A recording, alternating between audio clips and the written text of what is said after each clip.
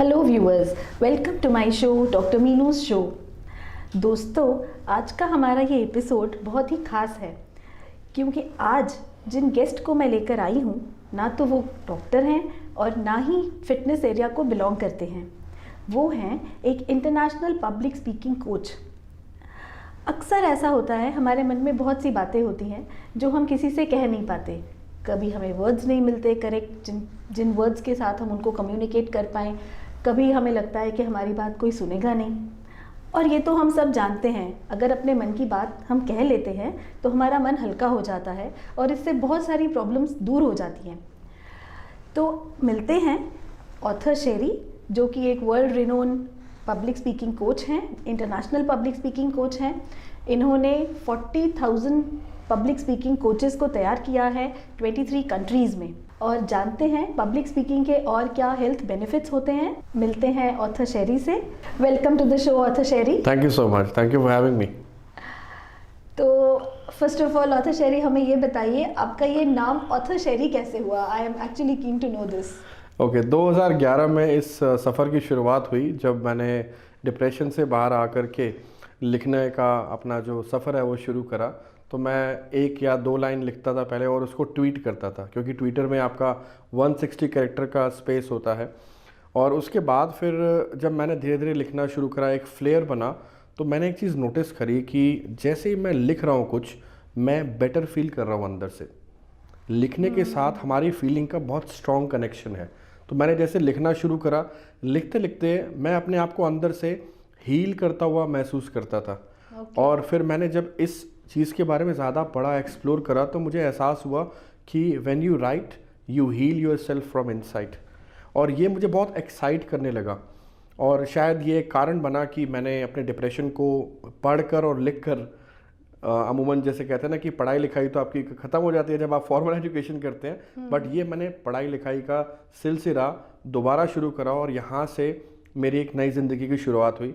और 2016 में जब मेरे को लोग फॉलो कर रहे थे, ब्लॉग्स लिखता था मैं और कई सारे न्यूज़पेपर मेरे कॉलम्स में कॉलमनिस्ट की तरह मैं काम कर रहा था, तो वहाँ पर जब लोग आर्टिकल पढ़ते थे तो इंटरनेट पे सारा का सारा जो इंटरनेट है वो कीवर्ड रिसर्च के ऊपर आधारित है। करेक्ट। तो शेरी, ऑथर, राइटर, शेरी, इस तरह के कीवर्ड से मुझे लोग सर्च करते थे।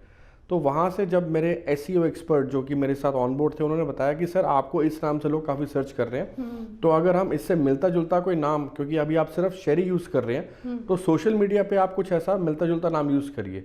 तो वहाँ से मैंने शुरुआत करी कि हम शेरी तो लिखना शुरू करेंगे, लेकिन जब मैं सोशल मीडिया पर आया तो वहाँ मैं सोचता था कि मैं इसमें राइटर शेरी लिखूँ या द शेरी लिखूँ या क्या लिखूँ, कुछ उसमें इनोवेशन क्या करूँ। तो फिर मेरे दिमाग में एक बात आई कि बहुत सारे लोग, जो लोग वकालत कर लेते हैं वो एडवोकेट लिखते हैं आगे, जो आर्किटेक्ट बन जाते हैं वो अपने नाम के आगे आर्किटेक्ट लिख देते हैं, जो अपने प्रोफेशन में सीए बन जाते हैं वो सीए लिख देते हैं। तो क्यों ना, अब मैं ऑथर बन ही गया हूँ तो मैं ऑथर शेरी लिखूँ। तो ऑथर शेरी की शुरुआत असल में वहाँ से हुई। और मुझे नहीं पता था कि इंटरनेट पे ये नाम एक, कहते हैं ना कि एक स्ट्रैटेजी होती है हर एक मार्केटिंग की, ब्रांडिंग की, वैसे वाली स्ट्रैटेजी तो नहीं थी माइंड में, लेकिन डेफिनेटली एक ब्रांड मॉनिकर बन गया मेरे लिए नाम। ऑथर शेरी, आप एक पब्लिक स्पीकिंग कोच हैं और आपकी जर्नी ऑथर से स्टार्ट हुई, अब पब्लिक स्पीकिंग कर रहे हैं। मैंने आपको टेड टॉक्स पर भी एक बार ही सुना था, तो आप अपनी जर्नी के बारे में थोड़ा सा बताइए हमारे व्यूअर्स को। श्योर। तो जैसे राइटिंग का मैंने आपको बताया कि ऑथर शेरी कैसे स्टार्ट हुआ, वहाँ से फिर जब मैंने पहली किताब पब्लिश करी तो बहुत सारे इनविटेशंस आने लग गए मुझे अलग अलग जगह से बोलने के लिए। मैंने एहसास किया कि पब्लिक स्पीकिंग भी मुझे अपनी बेटर करनी चाहिए। मैं ऑलरेडी पब्लिक स्पीकिंग करता था, लेकिन फिर वहाँ से मुझे, कहते ना, हर चीज़ का एक शौक़, एक क्यूरोसिटी क्रिएट हुआ जिससे मैं उसे बेहतर बनाना चाहता था। तो वहाँ से पब्लिक स्पीकिंग का सफ़र भी फॉर्मली शुरू हो गया। और फिर मुझे नहीं पता था कि वो कन्वर्ट होगा, एक फॉर्मली जो प्रोसेस शुरू किया था, एक प्रोफेशनल स्पीकर का करियर और फुल टाइम स्पीकिंग का बिजनेस। और आज 23+ कंट्रीज़ में 40,000 से ज़्यादा पब्लिक स्पीकर्स को मैंने तैयार किया, because I am on a mission to create 1 million public speakers by 2030 and I am one of the rarest public speakers in India right now who have spoken on TED platform for 10 times and Josh Talk 4 times। और क्योंकि लिखने का सफ़र मैंने जारी रखा तो 10 किताबें मैंने ऑलमोस्ट ऑथर कर दिया, जिसमें से 8 पब्लिश हो चुकी हैं and 2 books are under process. So this has been my journey so far in my entire overall you can say the journey of passion to profession. Wow. So अतः Sherry कहते हैं कि पब्लिक स्पीकिंग से हमारे अंदर का fear चला जाता है, एंजाइटी चली जाती है, हम बहुत कॉन्फिडेंट हो जाते हैं. आप इसे किस तरीके से हमारी वेलनेस या हेल्थ को रिलेट करते हैं? देखिए, आप कोई भी चीज़ हेल्थ और वेलनेस के साथ कनेक्ट करते हैं तो उसमें सबसे पहला स्टेप जो होता है वो होता है नोइंग थाई सेल्फ, अपने आप को समझना. दूसरा होता है थॉट क्लैरिटी, कि आपके अंदर जो विचारों की शुद्धि है वो कैसे आएगी. और तीसरा, फिर आप जो ज़िंदगी जी चुके होते हैं, एक्सपीरियंशियल जर्नी, आप उसे कैसे किसी को बता सकते हैं. तो वहाँ पर आता है आपका आर्ट ऑफ एक्सप्रेशन. करेक्ट. तो आपका पूरा का पूरा सफ़र इस चीज़ से कनेक्ट होता है कि आप अपनी ज़िंदगी में अपने फेलियर्स को कितनी ग्रेसफुली किसी को बता सकते हैं, अपने अंदर का दर्द कितनी ग्रेसफुली किसी को एक्सप्रेस कर सकते हैं, और अपने अंदर का जो एक मोमेंट होता है जहाँ पर लोगों को ऐसा लगता है कि शायद मैं एक बात किसी को बताऊं या ना बताऊं. 2 माइंड्स में होते हैं पीपल, और वहाँ पर आप ये डिसाइड करते हैं कि मैं with authenticity, power of vulnerability and conviction मैं ये बात कह दूं. क्योंकि जो बात दिल से करी जाती है वो दिल तक ज़रूर पहुंचती है. इसीलिए पब्लिक स्पीकिंग का ये जो नेचुरल स्पीकिंग का जो आर्ट है, अगर आप ये फॉलो करते हैं, इसमें हेल्थ और वेलनेस के बहुत सारे फ़ायदे एक्चुअली में जुड़े हुए हैं. सबसे पहले तो ये है कि हमारी ब्रेन के अंदर ये होता है हमारा सेरेबल और ये होता है सेरेबल. हमारे 2 अलग अलग ब्रेन है. एक हमारा लॉजिकल एक्सप्रेशन के लिए होता है और दूसरा हमारा इमोशनल साइड के लिए होता है. तो दोनों ही जो ब्रेन के कंपोनेंट्स हैं उस पर स्पीच मोटर भी होती है. तो वो स्पीच मोटर किसी किसी की थोड़ी सी एक्टिव नहीं होती है, किसी किसी की थोड़ी सी कहीं अटकी होती है, जिसकी वजह से हमें इश्यूज क्या क्या आते हैं. Speech impediment, stammering, stuttering. हमने ऋतिक रोशन का नाम सुना है, सबने सुना है. तो उनको भी 8 साल की उम्र से स्टैमरिंग का प्रॉब्लम था. ओके. और ऋतिक रोशन ने उस स्टैमरिंग के इशू को ओवर करने में करीबन 10 साल लगाए. और 18 साल की उम्र में जब उन्होंने अपना मूवीज़ में, एक्टिंग में, अपने करियर में आना शुरू करा, तब भी वो स्टैमर करते थे. लेकिन कुछ चीज़ें ऐसी उनकी लाइफ में अच्छी हुई जिसकी वजह से उनका डेस्टाइन था, उन्होंने इतना बड़ा फेम लेना है और इतना बड़ा एक्टर बनना है, तो उन्होंने भी स्टैमरिंग को ओवरकम किया. बैरक ओबामा कितने पॉपुलर रहे हैं, यूएस के पास्ट प्रेसिडेंट रहे हैं. ये सभी लोग जो हैं स्टैमरिंग के शिकार रहे हैं. और स्टैमरिंग एक ऐसी चीज़ है जो अगर आप हल्का सा फंबलिंग होती है, जैसे हम कहते हैं ना कि prevention is better than cure, तो आपको थोड़ा सा प्रिवेंट कर लेते हैं. उसी टाइम आपको कोई बता देता है कि ये जो फंबलिंग हो रही है, ममलिंग हो रही है, इसको आप थोड़ा सा ठीक कर लो एक्सरसाइज के जरिए, थेरेपी के जरिए. को बताता नहीं है, या आप खुद अवेयरनेस नहीं होती आपके अंदर, और वो प्रॉब्लम बढ़ते बढ़ते बढ़ते इन बड़ी बड़ी चीज़ों का रूप ले लेती है. जी. तो हेल्थ और वेलनेस का यहाँ पर बेनिफिट ये है कि जैसे जैसे आप बोलना शुरू करते हैं, जैसे जैसे आप अपने बारे में एक्सप्रेस करना शुरू करते हैं, आपके अंदर वो सारी चीज़ें ऑलरेडी होती हैं. अगर आपको कोई भी इनर ट्रांसफॉर्मेशन लेना है डॉक्टर मीनू, तो वो हमेशा उसकी शुरुआत बाहर से नहीं, आपके अंदर से होगी. तो जो आपके अंदर से आएगा वही आपका सच है. तो जैसे जैसे आप उस सच को बाहर करते जाएंगे with the art of expression, with the power of thought clarity and with the voice of authenticity, वो आपकी हेल्थ और वेलनेस को अपने आप ठीक करेगा. जी. मैं समझती हूँ ये सब चीज़ें हमारे स्कूल में, करियर एकेडमिक्स में तो नहीं सिखाई जाती. और जब ये इतनी इम्पोर्टेंट चीज़ है लाइफ की, क्योंकि जब एक बंदा स्टैमर करता है, कोई भी हो, तो कहीं ना कहीं हम अपना पूरा कॉन्फिडेंस लूज़ कर देते हैं. हम किसी से बोलने, क्योंकि बात नहीं कर सकते, तो हम क्या करेंगे, ना अपना करियर, ना रिलेशनशिप, हर जगह में without expression, without talking, nothing is possible. Communication is the key to everything. तो इसके लिए क्या कर सकते हैं, मतलब is there any way, do you have some courses, do you have some places where we children और people who have this kind of problem, can they go and learn something from? Sure doctor Meenu. देखिए, हिमालय चोटी से गिर कर कोई इंसान ना फिर भी उठ सकता है, लेकिन अगर अपनी नज़रों में गिर जाए ना कोई इंसान, उसे उठने में बड़ा समय लगता है और शायद वो उठ भी ना पाए. तो हम जब अपना कॉन्फिडेंस लूज़ करते हैं, अपना आत्मविश्वास लूज़ करते हैं ना ज़िंदगी में, हम एक्चुअली में वही कर रहे होते हैं जिसमें हमें अंदर से डिस्कम्फर्ट आना शुरू हो जाता है. तो हम अपने ज़मीर से गिर जाते हैं कभी कभी. तो कोई भी ऐसी चीज़ जो आपके सेल्फ कॉन्फिडेंस को लूज़ कर रही है, गिरा रही है, कम कर रही है, हमें उस चीज़ से बचना चाहिए. तो अगर पब्लिक स्पीकिंग वो एक ऐसी चीज़ बन रही है, आपका फियर बना हुआ है, तो इस दुनिया में हर प्रॉब्लम का सोल्यूशन है। जब मुझे स्टेज पर पहली बार पब्लिक स्पीकिंग फियर हुआ तो मैंने सबसे पहले यही सोचा कि आज तक जो मैंने पढ़ा है उसका 90% मेरे काम नहीं आया, और जो मैंने पढ़ लिया वो सिर्फ मैंने आपको अपग्रेड करा, नॉलेजेबल बनाया अपने आप को और अपने आप को अवेयर करा। आज मुझे एक्चुअली में अगर किसी स्किल की ज़रूरत है जो सबसे ज़्यादा मुझे मेरी जॉब में, बिजनेस में, प्रेजेंटेशन में, पीपल मैनेजमेंट में, कम्युनिकेशन में चाहिए, वो है पब्लिक स्पीकिंग। काश ये पब्लिक स्पीकिंग का सब्जेक्ट किसी यूनिवर्सिटी या स्कूल में होता, किसी ने मुझे पढ़ाया होता कि कम्युनिकेशन अंडर स्ट्रेस कैसे करना है। जब आप बहुत स्ट्रेस में होते हैं, जॉब कर रहे होते हैं, 9 से 9 की जॉब करते हैं, 9 to 5 का ज़माना पहले था, लग गया 9 to 9 का टाइम है अब तो आजकल। और कुछ लोग तो वो भी नहीं छोड़ते, लगे रहते हैं। तो इस माहौल में अगर आपको पब्लिक स्पीकिंग करना आ जाए, बहुत फ़ायदेमंद है। आपने कोर्सेज़ की बात करी, तो मैं पर्सनल कोचिंग, ग्रुप कोचिंग के थ्रू एडल्ट्स और जूनियर्स जिनकी उम्र 7 साल से लेकर 15 साल तक की है उनको कोचिंग करते हैं। हमारे पास टीम है ट्रेनर्स की, और जितने भी हमारे कोर्सेज़ हैं सर्टिफाइड हैं। तो ये कोर्सेज़ डेफिनेटली अवेलेबल हैं, लेकिन शुरुआत एक्चुअली में इस बात से नहीं होती कि आप कोई कोर्स कर लें। शुरुआत इस बात से होती है कि आप, जी मैं आपके बारे में बात कर रहा हूँ, क्या आप वाकई में तैयार हैं अपनी उस इनर ट्रांसफॉर्मेशन के लिए जो आपकी हेल्थ और वेलनेस से बहुत स्ट्रांगली कनेक्टेड है। और अगर आप इस बात को समझ जाएंगे, हेल्थ फर्स्ट, तो हेल्थ का सीधा कनेक्शन आपकी स्पीकिंग, आपकी पर्सनैलिटी और आपकी कॉन्फिडेंस और आपके पर्सनल सक्सेस के लिए कनेक्टेड है। जी, तो शेरी कोर्सेज की तो बात सेकेंडरी हुई डेफिनेटली, जैसे आपने बताया।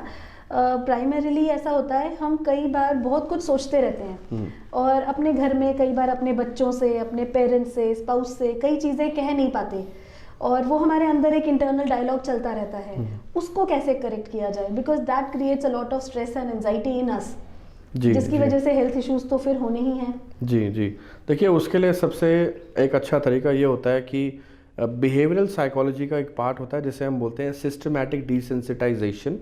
सिस्टमैटिक डिसेंसिटाइजेशन को समझने के लिए थोड़ा आपके लिए आसान कर देता हूँ।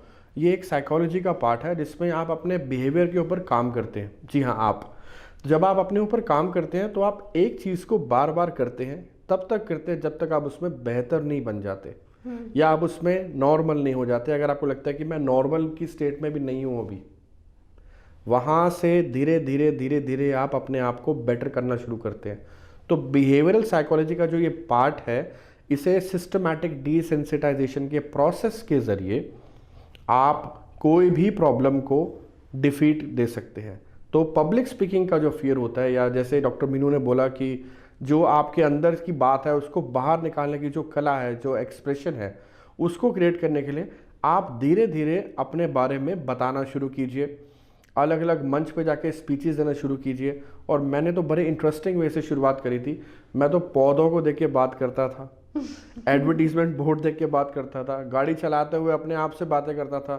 कन्वर्सेशंस को मैं बहुत सीरियसली लेता था। आप जैसे गाड़ी चला रहे हैं, आप किसी से, वैसे तो एडवाइजेबल नहीं है बात करना, पर अगर आप वायरलेस माइक का इस्तेमाल कर रहे हैं और गाड़ी सामने देख के चला रहे हैं और आप किसी से बात कर रहे हैं, तो आप उस केस में आप जो भी टेलीफोन पे बात कर रहे हैं उसे बहुत बना के, समझ कर और लॉजिकली एक्सप्रेस करने की कोशिश कीजिए। और अगर आप उस तरीके से अपने आप को तैयार करना शुरू कर देंगे, यानी कि करना क्या है, इफेक्टिवली मैं आपको यही बोल रहा हूँ कि आपको अपने आप पर काम करना ज़रूरी है। इस दुनिया में सबसे इम्पॉर्टेंट व्यक्ति जिसके ऊपर आपको काम करना चाहिए, सबसे इम्पॉर्टेंट प्रोजेक्ट जिसके ऊपर आपको काम करना चाहिए, वो है आप खुद।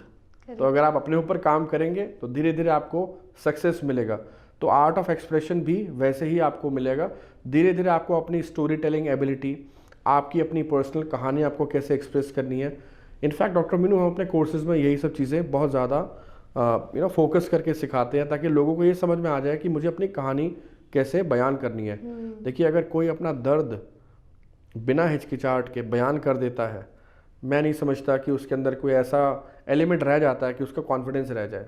आज अगर कोई अपनी वीकनेस बता सकता है कैमरा पर, या अपनी कोई भी रॉक बॉटम सिचुएशन बता सकता है, तो उससे ज़्यादा कॉन्फिडेंस आप लाइफ में कभी नहीं ले सकते। correct. तो आप अपनी वीकनेस को अपने फेलियर को एम्ब्रेस करके, एम्ब्रेस तो आप कर ही चुके हैं, जी चुके हैं, अब आप उसको बताना शुरू कर दीजिए। तो अगर आप कैमरा फेस करना शुरू करेंगे तो आप कैमरा शाय से कैमरा फ्लाई बन सकते हैं। Okay, nice. और तो शरी, जैसे आपने बताया आप खुद से बात करते थे गाड़ी चलाते वक्त या पौधों से बात करते थे, तो डेफिनेटली आप पौधों से अपने बारे में ही तो बात करते थे, अपनी वीकनेसेस के बारे में, अच्छा बुरा क्या हुआ आपके साथ।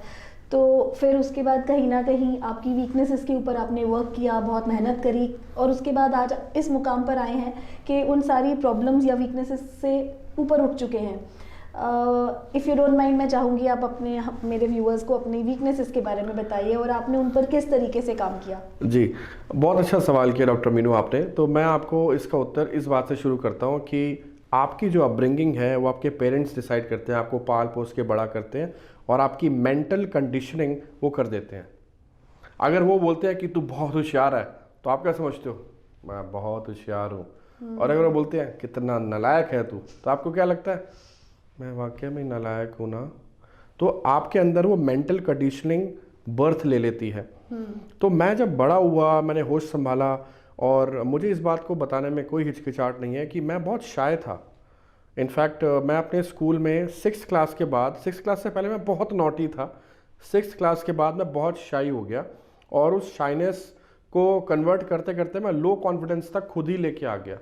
क्योंकि जब मैं उस एज ग्रुप में था जिसमें टीनेजर जो होते हैं वो बहुत सारी चीज़ें ऑब्जर्व करते हैं, तो मैं ऑब्जर्व तो करता था लेकिन मैं बोलने कम लग गया, और मैं धीरे धीरे उसको शाइनेस में कन्वर्ट करता चला गया और मैं बहुत शाय हो गया। बाय द टाइम मेरा 11th या 12th का जब एग्जामिनेशन आया और मैंने रियलाइज़ करा कि उस समय मुझे कपकपी छिड़ती थी, लो कॉन्फिडेंस फील होता था, तो ये सब मेरी वीकनेसेस थी जो मैंने अंडरस्टैंड करी। और फिर जब मैं बड़ा हुआ, जब मैं कॉर्पोरेट कल्चर में आया, तो वहाँ पर भी मैंने इन चीज़ों को महसूस करा, लेकिन 3 शब्दों ने मेरी ज़िंदगी में बदलाव लाया, और वो है एक्ट।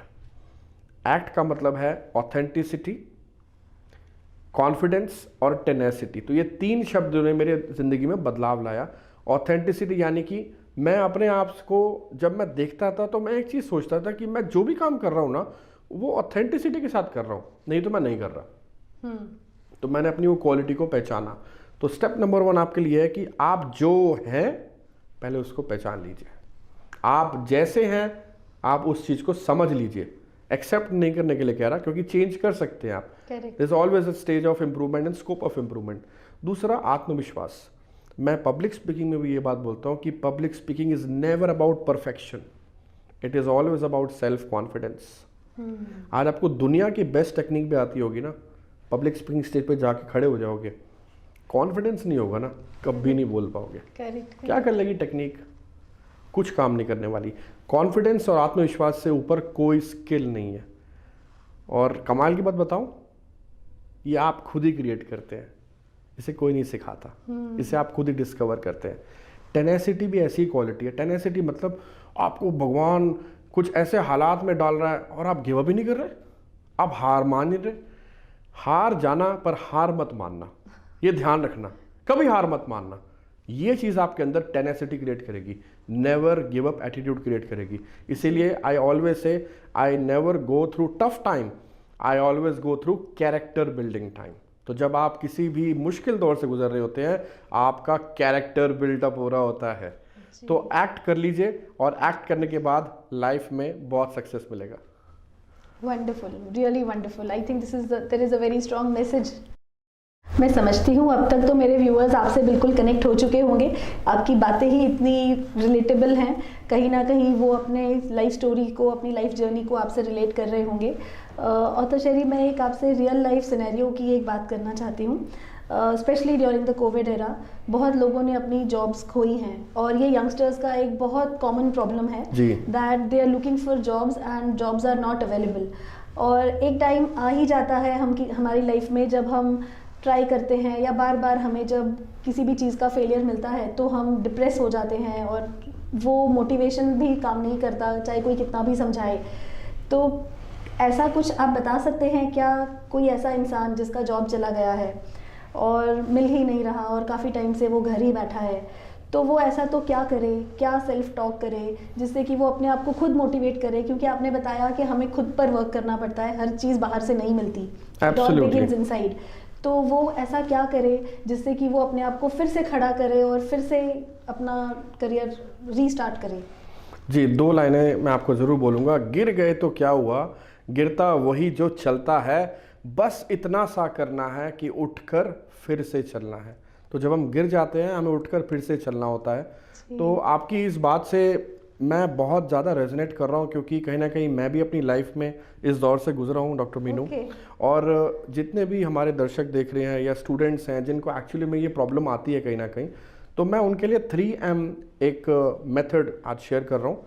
तो 3M में सबसे पहला आता है mind power. Mindset is what separates the best from the rest. आपका माइंडसेट, तो माइंड पावर एक्सरसाइज कीजिए। माइंड पावर एक्सरसाइज में 2 एक्सरसाइज हैं। सबसे पहला है आप किस तरीके से अपने माइंड में एफर्मेशंस डालते हैं। I am very strong in my mind, I have unlimited power at my disposal. ये लाइन में कितनी शक्ति है, एफर्मेशन। दूसरा, आप अपने सक्सेस को विजुलाइज कीजिए, विजुलाइजेशन। आप जो चीज़ करना चाहते हैं आप उसके बारे में विजुलाइज कीजिए। जैसे अभी आंख बंद करके मैं आपको ये बताने की कोशिश कर रहा हूँ कि मैं अपना सक्सेस विजुलाइज कर रहा हूँ। शायद ये भी मेरी सक्सेस जर्नी का पार्ट था कि मैं ऐसे काबिल एंकर के साथ इंटरव्यू दूँ, आज मैं दे रहा हूँ। तो ये मैंने भी अपना सक्सेस मैनिफेस्ट कर लिया है। माइंड पावर एक्सरसाइज, एफर्मेशन और विजुलाइजेशन, ये 2 एक्सरसाइज याद रखिएगा जी। दूसरा M जो है वो है मेडिटेशन। मेडिटेशन बहुत सारे फॉर्म्स की होती है। बहुत सारे बच्चों को जो कंसंट्रेशन इश्यूज आते हैं उसके लिए आप किसी भी एक चीज़ को, कोई छोटा दाना या लाइट ले लीजिए और उसको ध्यान से 1 मिनट के लिए देखना है, कुछ इस तरीके से। उसके बाद आंखें बंद करनी है और जो आपके अंदर की सांस की मूवमेंट हो रही है, इनहेल एक्सेल हो रहा है, उस सांस को महसूस करना है। आप मेरे यकीन जानिए, इस मेडिटेशन प्रोसेस से धीरे धीरे आपका कंसंट्रेशन अगर 5 to 10% है ना, 70-80% तक पहुंच जाएगा बहुत जल्दी, वेरी क्विक। और आप अपने अंदर बहुत चीज़ें जाते हुए और आते हुए देखेंगे और उस प्रोसेस को बोलते हैं माइंडफुलनेस। अरे ये कहाँ गया, अरे ये क्या आया, ये क्या आया। Watch your thoughts, because thoughts can become things. और जो थॉट आपके आ रहे हैं वो पर्सनैलिटी आपकी नहीं होती है। आपकी पर्सनैलिटी वो होती है जिस थॉट को आप एक्सेप्ट करके एग्जीक्यूट कर देते हैं। करेक्ट। और तीसरा M जो है वो मोटिवेशन। तो motivation is what keeps you started and habits are what keeps you going. आपके अंदर मोटिवेशन की ज़रूरत होती है। इसके लिए 2 तरीके हैं। पहला तरीका ये है, हम जो सुनते हैं हम वही बनते हैं, क्योंकि वही इंफॉर्मेशन प्रोसेस हो रही है ब्रेन में। तो हमें क्या सुनना है, रेडियो नहीं सुनने, आलतू फालतू की बातें नहीं सुननी, गॉसिप नहीं सुननी, टेलीविज़न के डायलॉग नहीं सुनने, हमें सुनना है पॉडकास्ट। हमें कुछ अच्छे सेलेक्टेड पॉडकास्ट की लिस्ट बनाएं और उन पॉडकास्ट को सुने, जिससे हमारे विचार में, हमारे सोच में बेहतरी आए। इस दुनिया में कोई भी रिलीजन है, उसका एक ही धर्म है, सोच बदलना। आपकी सोच बदल गई तो आप धर्मात्मा बन गए, ये ध्यान रखिएगा। तो मोटिवेशन जब आपके अंदर आ जाता है ना, किसी भी चीज़ को लेकर के प्राप्त करने का, या यूँ कह लीजिए मोटिवेशन स्पीड ब्रेकर के आसपास चाहिए होता है, हर वक्त नहीं चाहिए मोटिवेशन। इसलिए लोग कहते हैं यार मुझे मोटिवेशन से कोई फर्क नहीं पड़ता, मैं तो सेल्फ मोटिवेटेड हूँ। अरे आप हैं सेल्फ मोटिवेटेड, लेकिन जब स्पीड ब्रेकर आएगा ना, जब यूँ हो जाएगा बिल्कुल, तो इसको यूँ नीचे उतरने के लिए थोड़ा सा मोटिवेशन आपको भी चाहिए। तो उसका एलिमेंट थोड़ा थोड़ा हर जगह चाहिए। तो ये 3M आप याद रखिए। पहला है माइंड पावर, दूसरा है मेडिटेशन और तीसरा है मोटिवेशन। ये 3M मेथड आप फॉलो कर लीजिए, आपकी लाइफ में ही नहीं आपकी पर्सनैलिटी में भी बदलाव आ जाएगा। Beautiful, really nice. मैं समझती हूँ इससे हमारे बहुत सारे व्यूअर्स को बहुत बेनिफिट होगा। मैं चाहूँगी मेरे व्यूअर्स इस वीडियो को संभाल के रखें, और ऑथर शेरी से अगर आप कनेक्ट करना चाहते हैं तो उनके नंबर्स यहाँ स्क्रीन पर दिए जा रहे हैं, आप इनसे पर्सनली भी कनेक्ट कर सकते हैं। और हमें भी अपना फीडबैक ज़रूर दीजिए, आपको हमारा शो कैसा लगा, और भी अपने suggestions, they are most welcome. Author Sherry, आपका एक ऑर्गेनाइजेशन है MS Talks, which is everywhere on media. I think बहुत लोगों ने देखा भी होगा और सुना होगा। मैं चाहती हूँ आप इसके बारे में हमारे व्यूअर्स को कुछ बताइए, what is it all about. एक चीज़ और भी मैं जानना चाहती हूँ अपने व्यूअर्स के लिए कि पब्लिक स्पीकिंग का कोर्स कर लिया, पब्लिक स्पीकर्स हम बन गए, but can it help us financially also? क्या इससे हम एक अर्निंग सोर्स भी ये हमारा बन सकता है? जी श्योर। सबसे पहले मैं आपको MS टॉक्स यानी कि मिलियन स्पीकर्स टॉक्स, जैसे कि मिशन है 1 मिलियन स्पीकर्स बनाने का, तो स्पीकर पोजीशनिंग से लेकर स्पीकर ब्रांडिंग से लेकर स्पीकर करियर जो है वो पूरा हम इसमें क्रिएट करते हैं।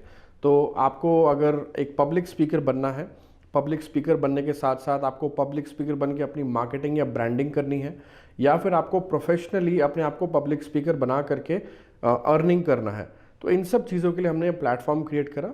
ऑलरेडी इस प्लेटफॉर्म पे बहुत सारे सेलिब्रिटीज़, अचीवर्स और इंडस्ट्री एक्सपर्ट्स और बहुत सारे पब्लिक स्पीकर्स जो अपनी कहानी लोगों तक देश और विदेश में पहुंचाना चाहते हैं, वो इस प्लेटफॉर्म का पार्ट बने हैं। हमारी कम्युनिटी भी है पब्लिक स्पीकिंग की, जिसमें करीबन 2.5 लाख से ज़्यादा लोग हैं जो ऑनलाइन पब्लिक स्पीकिंग कम्युनिटी के साथ जुड़े हुए हैं। तो आप भी public speaking university Facebook group join कर सकते हैं।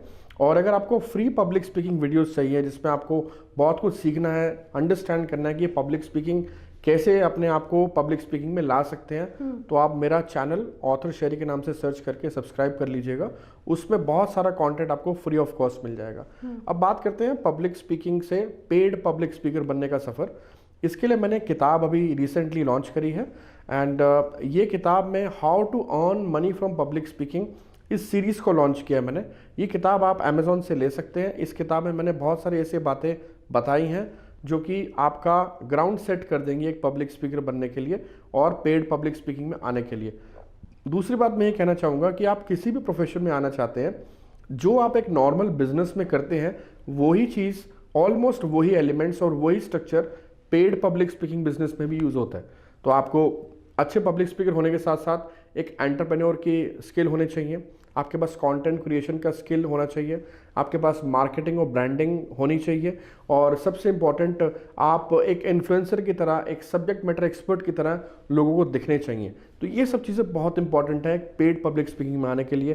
फिर बहुत सारे एवेन्यूज़ हैं, आप स्पीकिंग ब्यूरोज़ में आ सकते हैं, आप TEDx स्पीकर बन सकते हैं, जोश टॉक स्पीकर बन सकते हैं, एक यूट्यूबर बन सकते हैं। आजकल यूट्यूबर का करियर कितना रिवॉर्डिंग है, लोग लाखों करोड़ों में कमा रहे हैं यूट्यूबर बन के, तो वहाँ पर भी पब्लिक स्पीकिंग स्किल बहुत काम आते हैं। ब्रांड एंडोर्सिंग कर सकते हैं, इन्फ्लुएंसर बन सकते हैं सोशल मीडिया के, ब्लॉगर बन सकते हैं, इंटरनेशनल स्पीकर बन सकते हैं, प्रोफेशनल स्पीकर बन सकते हैं, कॉर्पोरेट ट्रेनर बन सकते हैं और पेड पब्लिक स्पीकर भी बन सकते हैं। तो ये सारे करियर आपके लिए मौजूद हैं और आप इसे ज़रूर ट्राई कीजिए, क्योंकि पब्लिक स्पीकिंग एक बहुत बड़ी इंडस्ट्री बन करके अब सामने आ रही है। और मैं बार बार यही बोलता हूँ कि I always work as a industry mentor. तो मैं अपनी सोच एज ए इंडस्ट्री मेंटोर रखता हूँ ताकि मैं आपको वो गाइडेंस, वो मेंटरशिप दे सकूँ जो एक इंडस्ट्री के पर्सपेक्टिव से पॉजिटिव है और आपके लिए बेनिफिशियल है।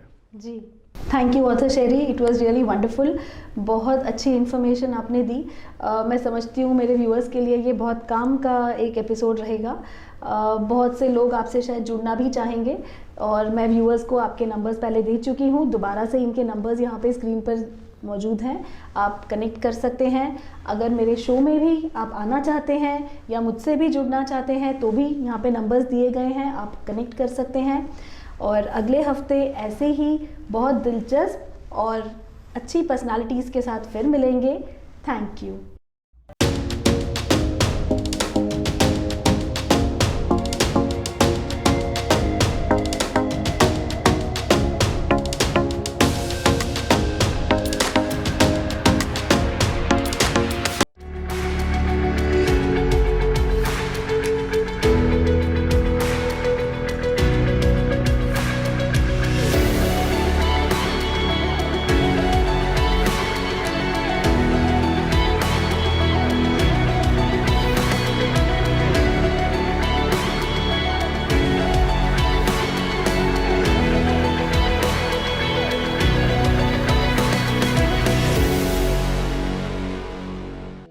अब जब बिजनेस बढ़ेगा तो ब्रांचेस भी बढ़ेंगी और ब्रांचेस बढ़ेंगी तो बढ़ेगी कंफ्यूजन और गलतियां।